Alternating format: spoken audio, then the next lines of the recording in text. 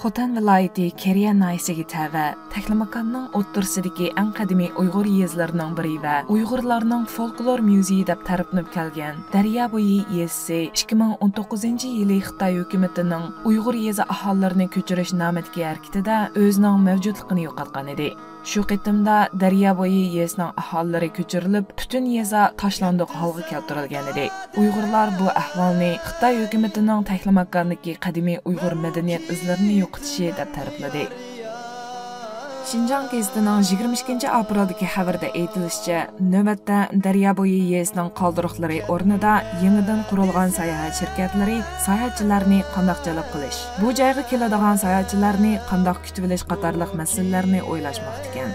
Bu sayohat shirkatlarining biriga ishga tushgan Uyg'ur yoshlarining biri Daryobo'yi yezidan chiqqan tunji oliy maktab o'quvchisi Qurbonisa Xitoy muxbiriga so'z qilib, sayohatdan 200 ming so'm kirim qilishni o'ylashyapmiz degan. Xitoy hukumati Daryobo'yi yezidagi Uyg'urlarni necha yuz yillik, balki uningdimi qadimiy ona makonlardan ko'chirib etishni Uyg'urlarga baxt elib keldik deb tashviq qilib kelgan edi.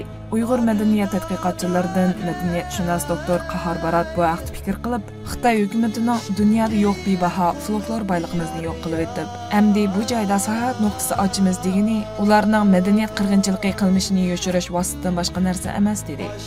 Xitoy hukumati 2017 yildan boshlab Daryobo'yi yeziga aholilarni ko'chirish xizmatini boshlagan. Statistikalardan qaraganda 1342 nüfusga ega Daryobo'yi yezida jami 369 oila bor bo'lib, Xitoy axborotlari 102 oilaning Keria naysiga 90 kilometr keladigan bir joydagi o'pcha uylarga ko'chirilganligini xabar qilgan. Xitoyning Xinhua To'ri 2019-yili 17 oktyabr kuni e'lon qilgan bir parcha xabarga qaraganda, Keria naysining Taklamakan qumliqining o'rtasiga joylashgan qadimiy yurt Daryobo'yi yezining aholisining ko'chirib etish xizmati to'liq tamomlangan. Xinhua To'ri bu vaqtdagi xabarda bu 27-sentabr kuni Daryobo'yi yezida qolgan oxirgi 114 oilaning ko'chirganligi va buning davr bo'lgich xarakterlik tarixiy voqea ekanligini bayon qilgan.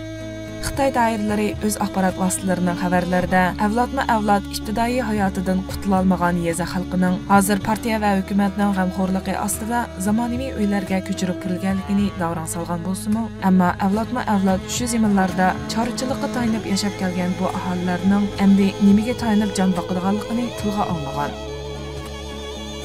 Keria naysi tezkirsida xotirilanishicha, bu Taklamakanning ichkarisidagi bo'stonlikqa saqlanib qolgan 363 oilalik Uyg'ur yezisi aslida 300 necha yil ilgari Keria naysidagi ikki cho'ng jamoat Keria daryosining ikki qirg'og'ini bo'ylab Taklamakan qumliqining ichkariga kirib o'tiraqlashib kent shakllantirgan. Halbuki Xitoy hukumat taraqqollari 1980-yillari Taklamakan qumliqidan ibtidoiy insonlarning bayqalganligi haqida xabar berib, asrlardan beri Keriyaning 270 kilometr shimolidagi Daryobo'yi yezida yashab kelayotgan Uyg'urlarni ibtidoiy insonlar deb xato uchur tarqatgan. Shuningdek keyin Daryobo'yi yezi sayohatchilar va tadqiqotchilarning qiziqish nuqtasiga aylanib qolgan ekan. Kuzatuvchilarning qarashicha, Xitoyning Uyg'urlarni avlodma-avlod yashab kelgan yeza qishloqlari va mahallalardan majburiy ko'chirib, ularni to'liq kontrollik ostiga ilingan yangi mahallalarga o'tiraqlashtirish va ulardan tartib etilgan panish qiymati yuqori zaminlarni Xitoy ko'chmanlari va shirkatlarining foydalanishi uchun taqsimlab berish qilmishi Xitoy hukumatining yaqinqi yillardagi Uyg'ur eliga qaratgan chekidan oshgan ta'qiplash tuzumini yuqori yetganligini ko'rsatadigan.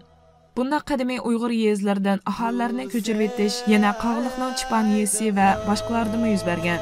Doktor Qahar Barat qatorliq ba'zi Uyg'ur kuzatuvchilarining aytishicha, Xitoy hukumati Uyg'ur elidagi mangulik muqimlikning kapolatini yaratish va Uyg'ur diyorini abadiy Xitoyning bir qismi qilib tutib turish nishoni bo'yicha avvalgi qadamda Uyg'urlarni Junxo millatining bir tarkibiy ekanligini e'tirof qildirishga tirishmoqda. Shunga ular Uyg'urlarning Xitoy madaniyatiga singishmaydigan tili, ma'rifi va diniy e'tiqodini cheklash siyosatini kuchab yo'lga qo'yib, muayyan nishoniga yetgan bo'lsa, amdiki qadamda Uyg'ur yurtlarini chiqib, Uyg'ur tarixi va madaniyat izlarini o'chirib, Uyg'ur kimligi va yurtlarini o'z irodasiga masalda qaytadan yasab chiqmoqda ekan.